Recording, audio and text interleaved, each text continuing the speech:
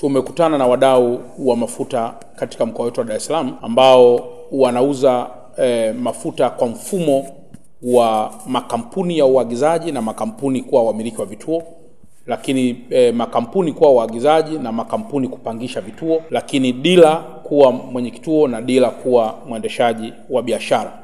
Kikubwa ambacho tumezungumzia ni kuhusiana na masuala ya usalama kwa ujumla wa sekta ya mafuta ama biashara hiyo kwa ujumla, kutoka mkoa wetu wa Dar es Salaam kwenda mikoa mingine, lakini ndani pia mkoa wetu wa Dar es Salaam.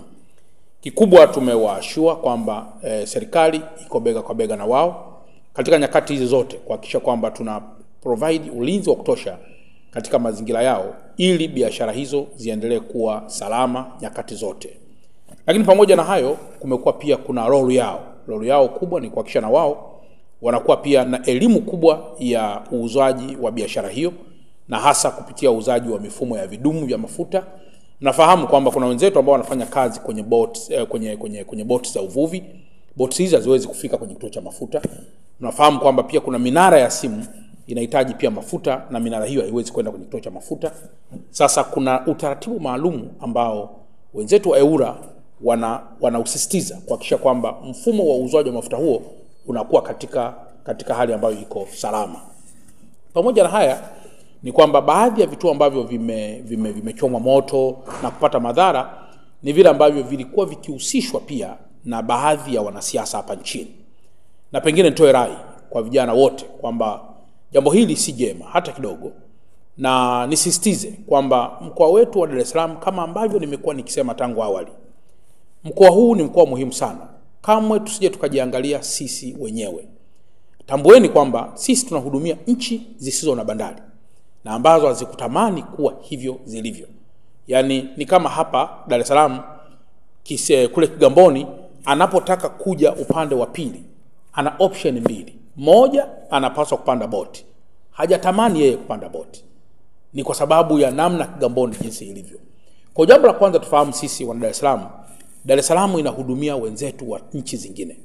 Lakini namba mbili, tufahamu kwamba tunapozidi kupaharibu Dar es Salaam ndio pamebeba miundombinu mikubwa yenye nafasi kubwa sana, yenye mchango mkubwa katika uchumi wa taifa letu. Kwa mfano, wakati wa production hizi ilisikika kwamba wanatamani sana wahalifu hawa wangechoma mitambo ya TANESCO.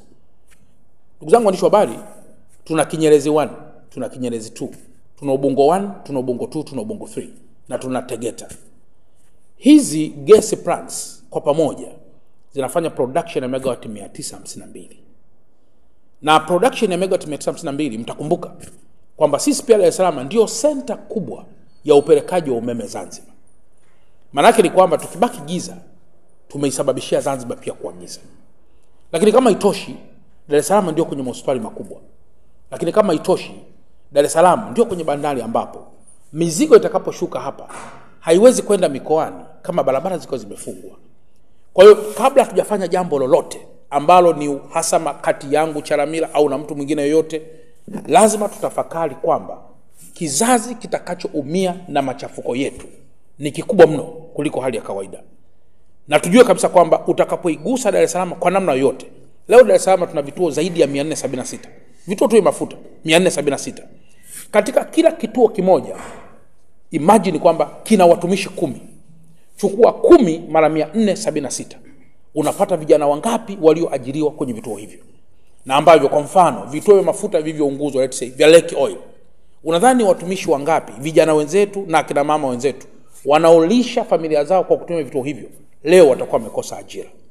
Kwa hiyo kwenye kila maamuzi tunayotaka kuyafanya, lazima pia tufahamu kwamba Dar es Salaam ni kitovu kikubwa sana cha masuala mengi. Tunafahamu wapo vijana wa pikipiki wanaweza kuingia katika mkumbo, wapo vijana bodaboda wanaweza kuingia katika mkumbo, yapo makundi mengine yanaweza kuingia katika mkumbo, vijana labda machinga na makundi mengineyo. Naomba niwaeleze kwamba leo pikipiki isipofanya kazi inaathiri mnyororo pia wa kiuchumi wa mtu mmoja mmoja. Bajaji isipofanya kazi inaathiri pia mnyororo wa kiuchumi.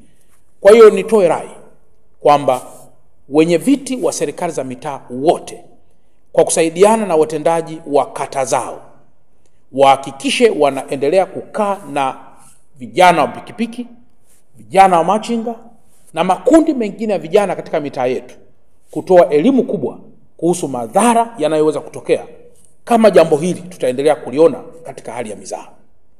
Lakini mimi kama mkuu wa mkoa bado nayaalika makundi yote kwa pamoja, yawe ni makundi ya vijana, yawe ni makundi ya wazee, au ni makundi ya kina mama, tukutane kwa pamoja tuweze kuzungumza nini hasa tunachokihitaji, ili mwisho tuweze kutatua masuala haya pasipo kuleta madhara makubwa. Jeshi la polisi linaendelea na masuala ya kiulinzi na vyombo vingine vyote. Tunaendelea na masuala ya kiulinzi na usalama katika mkoa wetu. Lakini hata sisi hatutamani hata kidogo kuona kuna kupoteza mtu hata mmoja au kumpata madhara ya aina yoyote. Hii inategemeana sana na masuala ya uelewa wa kila mmoja kuhusu role yake ya kulinda amani katika mkoa wetu.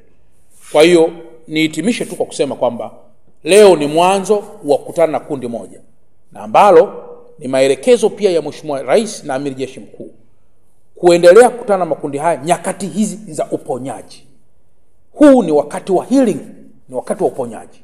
Kila mmoja azungumze, tuweke mezani masuala yale yanayopaswa kutekelezwa yatekelezwe, na yale ambayo yatahitaji mchakato wa kisheria tutayaweka katika meza kuu ili yaweze nayo kuanza kufanywa kazi. Lakini mwisho, Tanzania iwe ni moja isiyogawika, na watu tuwe wamoja tusiogawika, na utamaduni uwe mmoja usiogawika, na huluka iwe ni moja isiyogawika,